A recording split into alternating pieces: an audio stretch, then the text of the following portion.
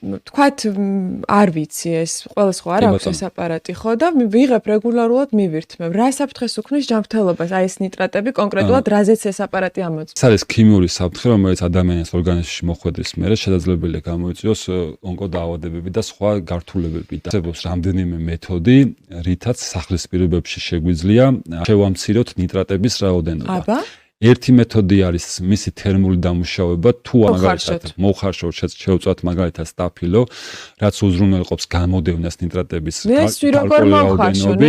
ნესვს ვერ მოხარშავთ, ამიტომ ნესვი უნდა გავაჩეროთ წყალში გარკვეული დროის განმავლობაში, რაც ასევე ამცირებს ნიტრატების რაოდენობას. აი სტაფილოს შემთხვევაში უნდა მოეჭრას თავი და ბოლო, იმიტომ რომ თავში და ბოლოში ხდება ყველაზე დიდი რაოდენობით ამ ნიტრატების დაგროვება. ანალის შემთხვევაში ღეროები უნდა მოვაცალოთ ბოლომდე და წყალში უნდა დავაყენოთ. ამით უარყოფილად ვერ გამოიდევნება, რომ ნოზე იყოს და უსაფრთხო იყოს, თუმცა რაღაც რაოდენობით შევამცირებთ მის რაოდენობას.